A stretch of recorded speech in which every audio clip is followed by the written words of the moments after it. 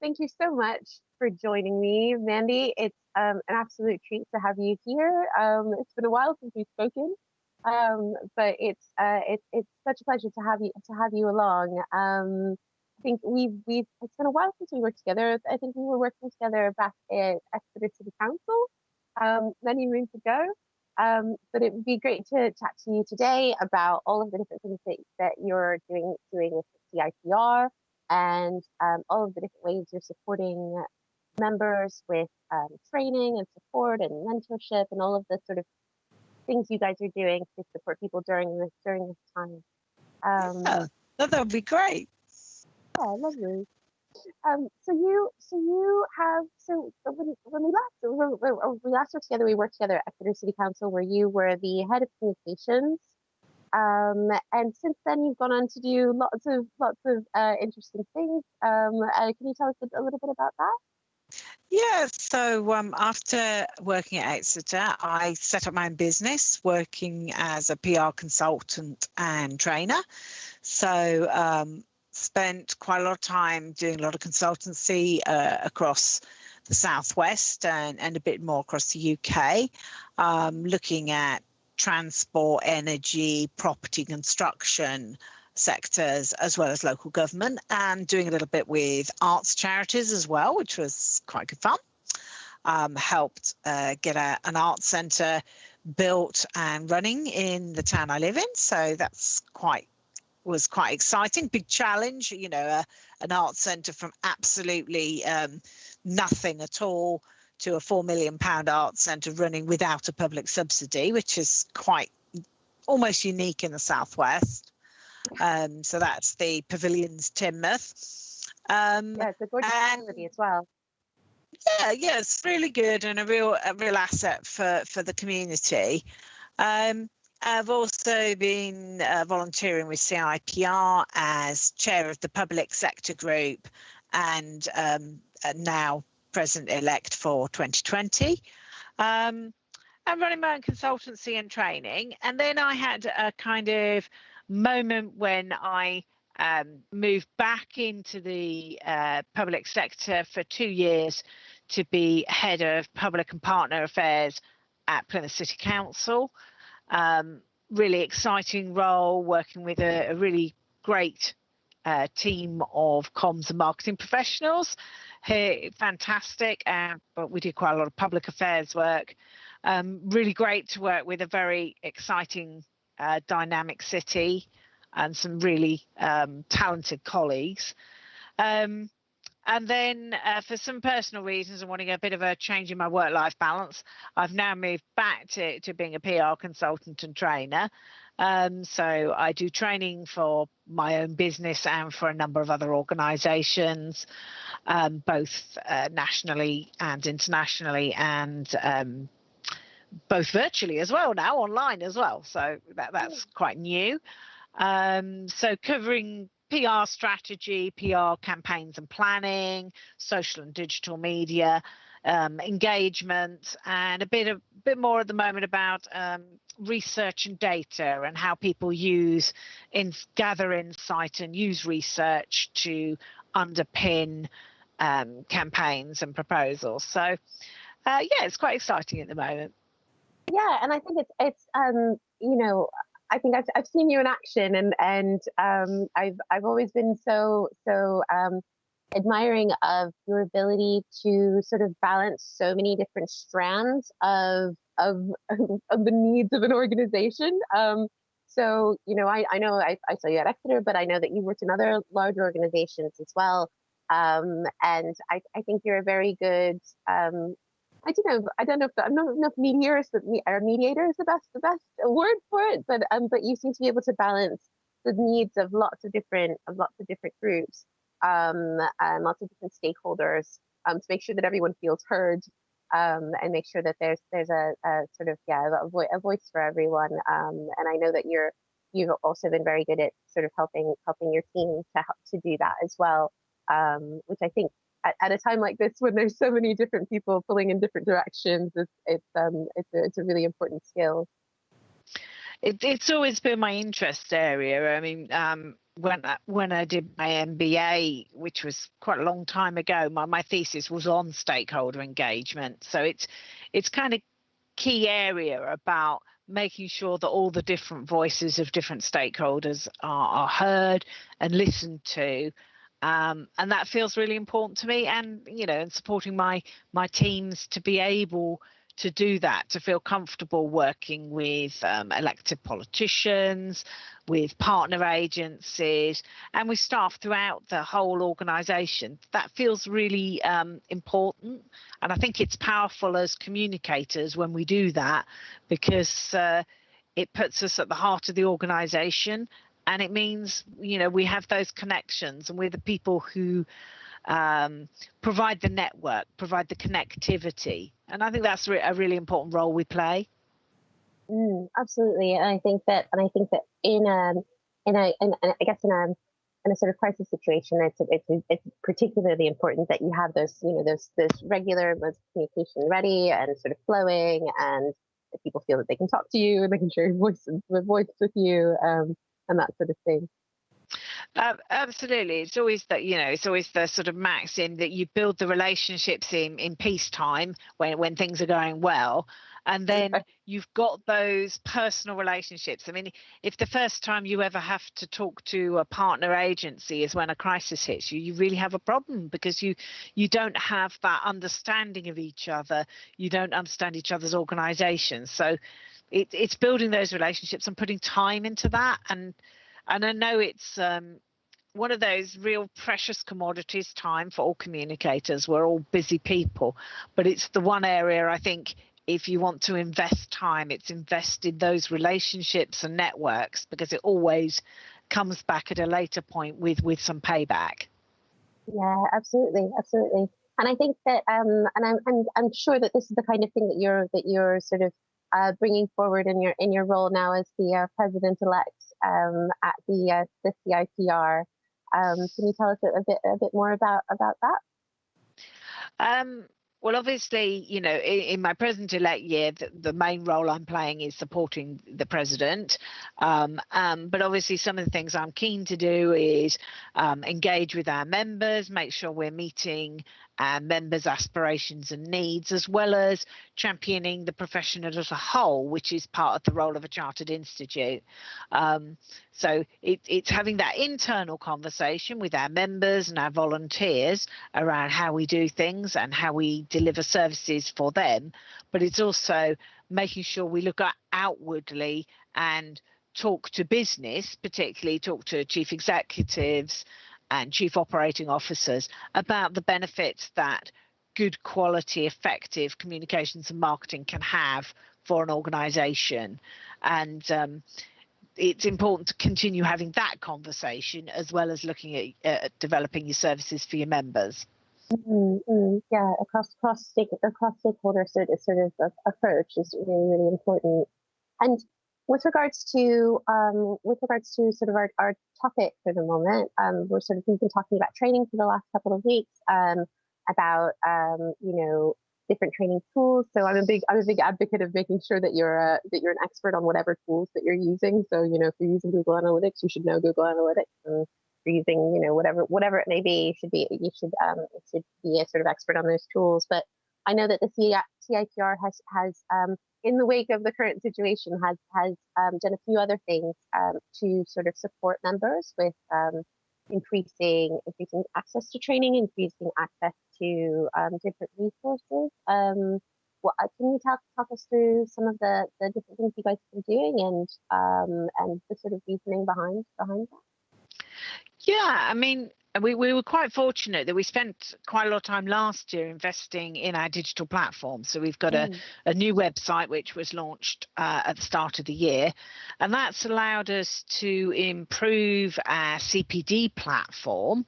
So it's much easier to use, but it's also given us more functionality this year, which has been good, which meant, when we saw the impact COVID was beginning to have, it meant we could start putting a lot more webinar content up on the website than we've had before. So we've had a whole series of free webinars, which started at the start of April, and there's a number of those still to come.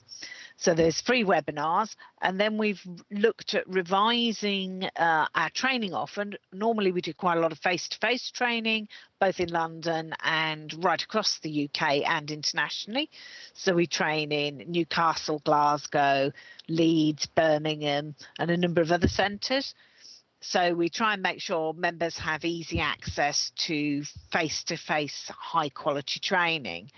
But obviously, at the moment, with face-to-face training being restricted, we've been moving that training. So looking at how we deliver that training, obviously, it's not going to be identical because of the changes in the delivery platform. But looking at how we can reshape our training courses that we deliver and put them onto a virtual and digital platform. So they're all live now as well. And one of the other things we were doing, we're working on, that Laura Sutherland, one of my colleagues, has been leading on, it was a revised mentoring scheme. So we're really pleased that we've been able to launch that. And I'm one of the mentors involved. We've got a number of our fellows. So we've got about 50 of the fellows in the organisation. So they're people with very long-standing track records of work within the industry. We've got quite a lot of those have signed up, and I'm pleased that I've now got 2 mentees, and I met my first one virtually this morning. So that's really exciting for me. I wanted to be involved with that, although I've got a lot of other commitments. It was such a great move that I really wanted to be involved. So yeah, it's really exciting time. And I think mentorship is something that is really, really valuable in a professional development, because it allows you to sort of, I don't know, again, it's about relationship building, isn't it? And it allows you to sort of build on your expertise and to sort of get a bit of feedback in a sort of human one-to-one manner. I think sometimes it gives you a safe space, particularly if you're working with a mentor who's outside your organizational structure. It gives you that safe space to have discussions about how you're tackling various things, how things are landing, maybe something isn't working as well as you like, and you can explore options, but in a safe and supportive environment.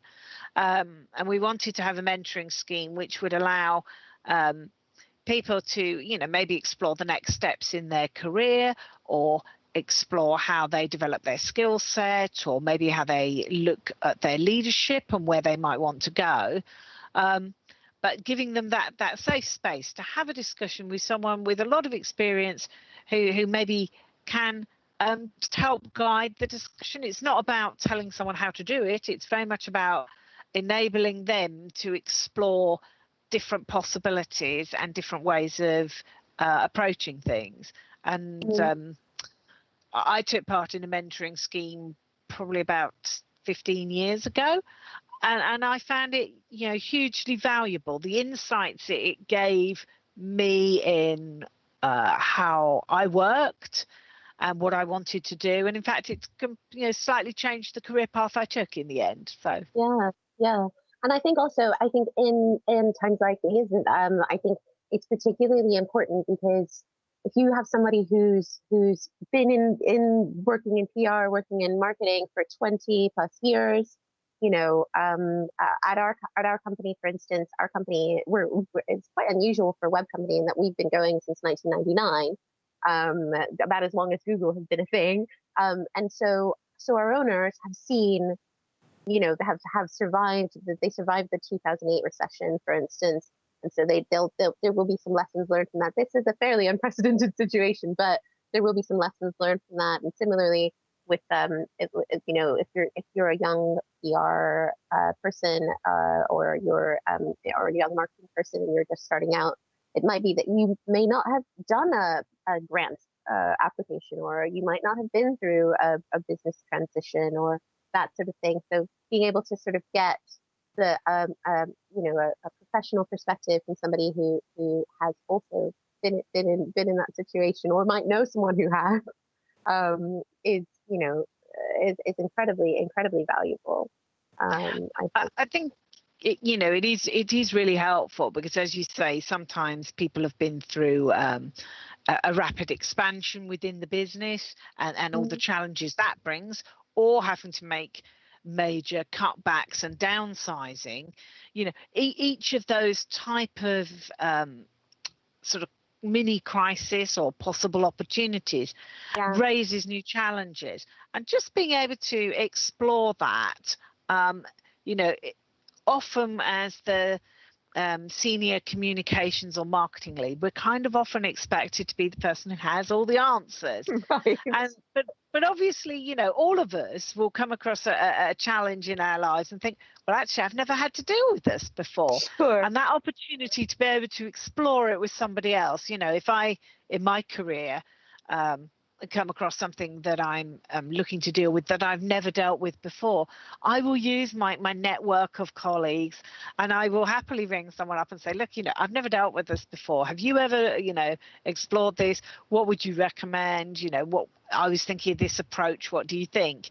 And, I think it is that willingness to learn that should be with us all throughout our careers. None of us stop learning. No, absolutely not. Absolutely not. And it's certainly in marketing and PR, and particularly with digital marketing tools and things, stopping learning is that's just not a thing. You've constantly got to relearn. I totally agree. As a trainer in social and digital, it's probably my biggest training challenge because, even if there's a gap of 6 to 8 weeks between delivering those training courses, of course, things change, and you've got to be absolutely up to date with the latest changes in the tools, the technology, and also, we're looking further ahead at the impact of things like AI and how that will shape and change our industry, and getting people to think ahead and be prepared for that. Yeah, so that kind of brings me on to another one of my questions, which is sort of, people. There's a lot of training. There's a lot of people who have a bit more time for training right now, or are thinking of retraining.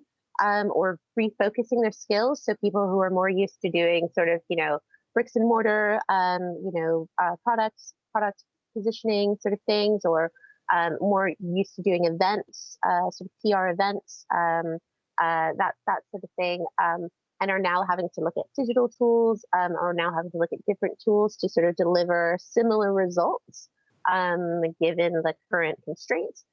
What in the sort of next few months? I mean, you mentioned AI as something to look into.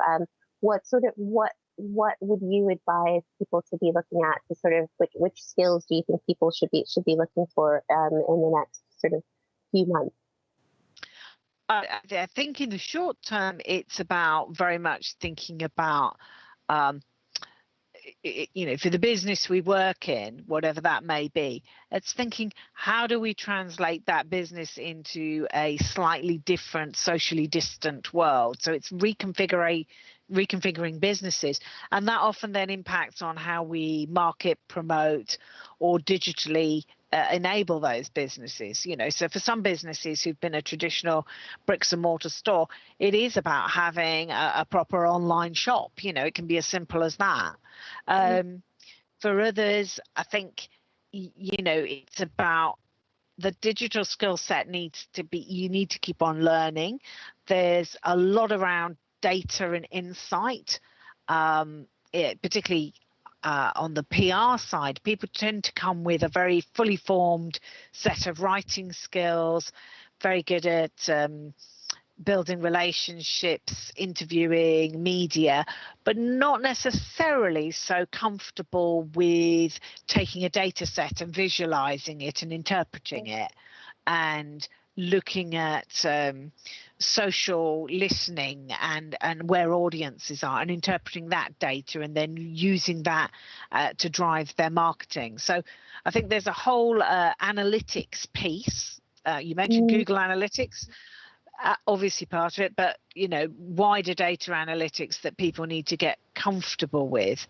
And then I suppose longer term, that it is preparing for that shift to AI, and it is that bit that pretty much anything we do which is replicable or has a very standardized approach can be done by AI. So people get really a little bit concerned, but you can see AI is coming into things like sports reporting, financial reporting, where you're taking data and then presenting it in a fairly standard way. If you think about the usual football match report, it actually is fairly standardized. Yeah. So anything, Manchester United 5, so and so, so and so. So anything we do in a marketing context that could be automated or standardized potentially may be subject to an AI intervention.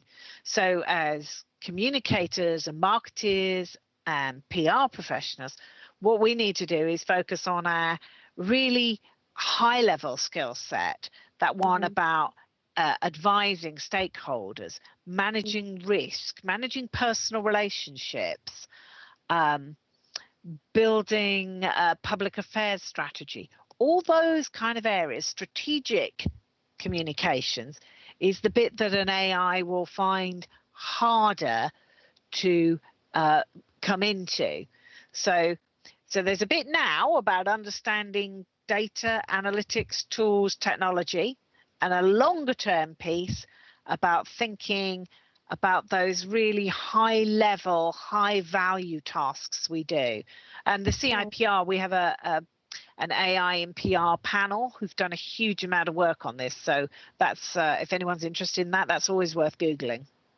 Yeah, that sounds really interesting. And I don't think the two are disconnected at all, because AI relies on data. So, if you have a good data set, then you're going to be able to use the AI well. If you have a bad data set, then you're just going to have bad AI. And if you're talking about strategy, then you need to be able to understand whether or not your data is good and whether or not it's useful, and so that you can inform your organization to succeed. Blah blah blah blah blah. all of those sorts of things. So yeah, I think they are connected, and I think sometimes people get a bit afraid of data, of all the numbers and the percentages and all of that sort of thing. But I think most data points.